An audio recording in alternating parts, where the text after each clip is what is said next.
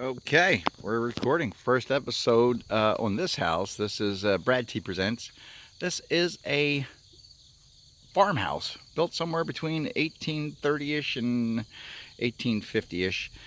And when we go inside, you'll see how wonderful the construction is. Hasn't moved a bit. This is a project we're going to start this week. We spent last week with contractors gutting the interior and saving as much as the authentic house as we could, without being insane. So 6 acres, got some nice paddocks, future paddocks. Let's take a look inside. As far as the exterior, our plans are, and we'll do more videos and you'll see what we're gonna do. Sorry for the shakiness here.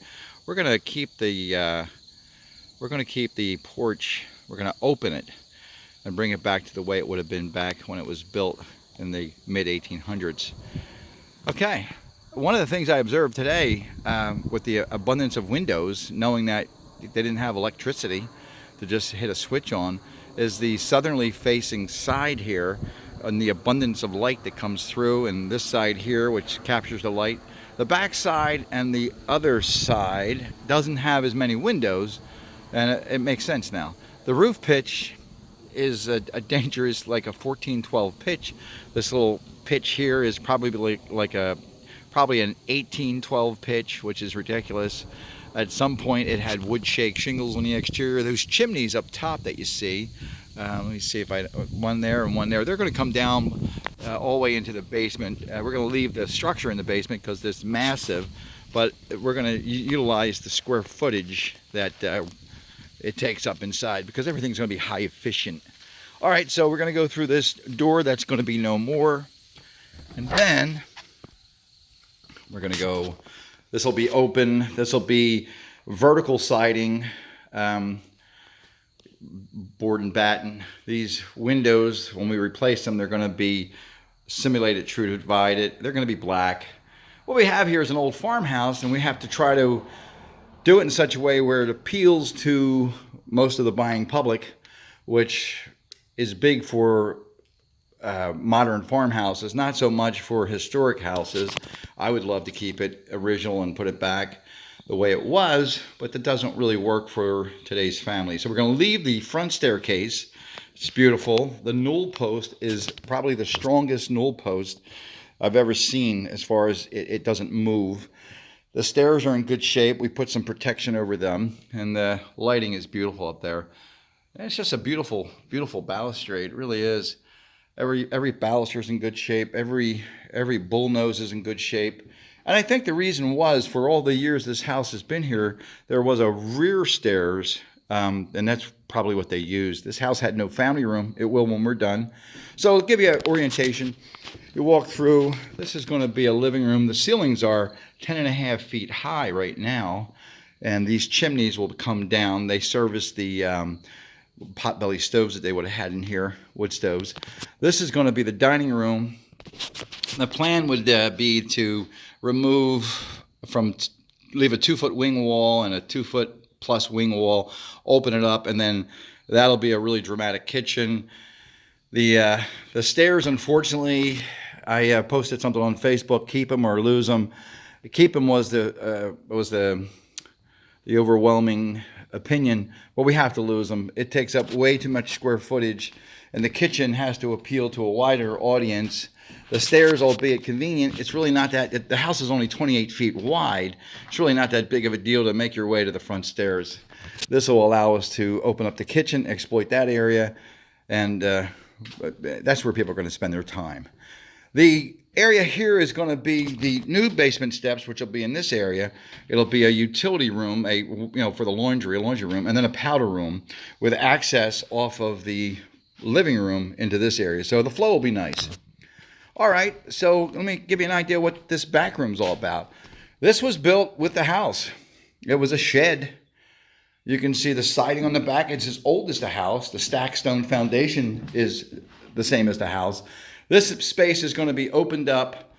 It's got like a 412 pitch now. We're going to build this back wall up, probably bring it to like a 212 pitch. However, it will be a standing seam roof.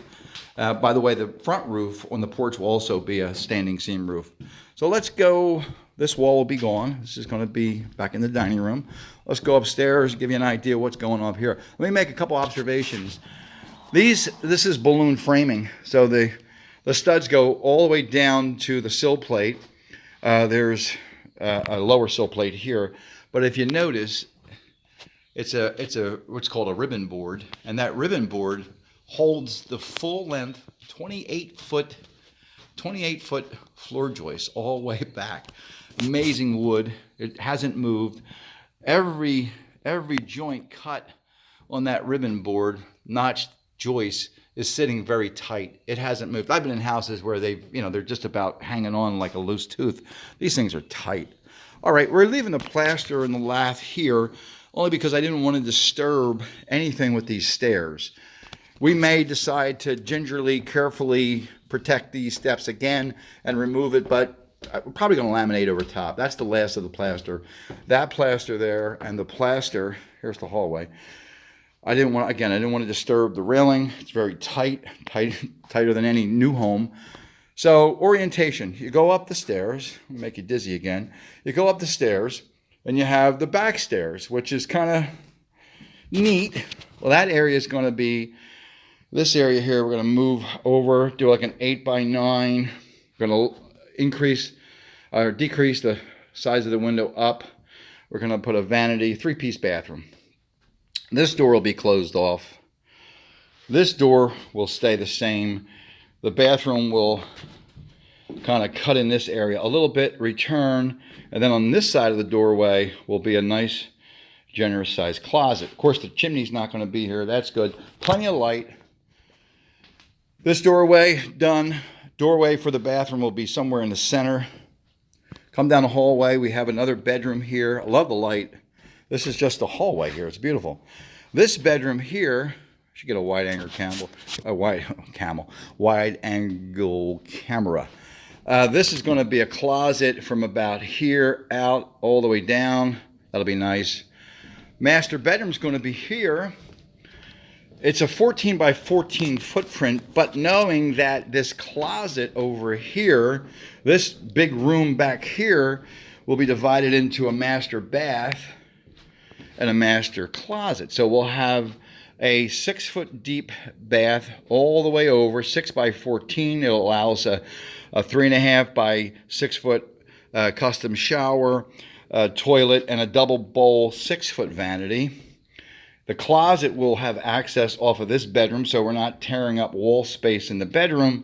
And this will be fixed with a high-end closet system with drawers and bins and shelves, so that you don't have a need to put big furniture in here, because in itself, it's a 14 by 14. You've got to remember the house is 170 to 190 years old. Closets weren't a big thing, but we're going to give them a really nice closet. So this floor, instead of having 4 chambers as it originally did, it will have 3 bedrooms, a really outrageous closet bathroom scenario for the master. And then the bonus space is on the 3rd floor. This 3rd floor is outrageous. This 3rd floor is 36 feet from this side all the way down to that side. This area will be a 14 by 14 bedroom. The chimney's going. We have an attic above the 3rd floor, an actual attic. You're 7 foot below, between the ridge down to the underside of the joist. These joists are at 7 feet, the ceiling joist. It's part of the charm of this house. We'll wrap it with some crown mold. Well, this whole area here at the top of the steps, it's just going to be a 3rd floor family room. And that's going to be, it's about 20 by 14. Nice little whimsical well-lit area here. We're going to keep, I think we're going to keep the railing because it's vintage. It may not comply. If it doesn't, then we'll change it. But I think we're pre-existing non-conforming. I think we should be able to be okay with it. This wall, interesting. This wall was just 1 inch, 3/4 inch oak plaster on both sides, and that sufficed for a wall, and it never moved. Amazing. These rafters are full length. You can't appreciate it unless you were here, but full length rafters, all one piece, pine. When wood was cut and seasoned and hardy, not like today. This house is balloon frame, which dates it no older than 1830. And it's interesting, the whole Industrial Revolution really made it possible for building to be done simpler. If this were before 1830-ish, it would have all been timber framed, pegged, mortise and tenon with pegs. There's a lot of joinery work you can see here, a lot of joinery work, but not like doing a timber frame. So I appreciate that the Industrial Revolution made it possible for cut nails to be made in abundance, and therefore nailing stuff instead of pinning it together with oak dowels became easier.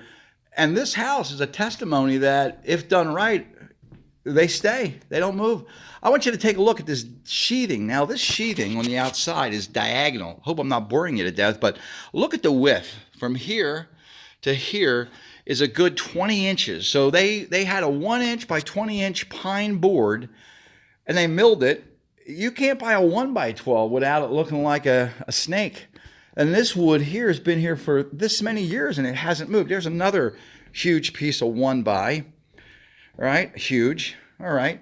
So anyway, this is the overview of what we're doing here. I'm going to take the back stairs. I may recycle these railing and this newel post and use it to where the basement steps are now going to be, and maybe just have it open. Not sure. This family room, the door for this family room in the back is going to be to the left of that window. There you go. Left of that window, about a 5-foot opening. That'll give us plenty of room for a nice L kitchen. There'll be a nice island here overlooking into the beautiful dining room. It's going to have that modern flair without getting ridiculous. Let's go to the exterior of this building. This is why this property is so beautiful. There you go. You can see the nice little deer out there.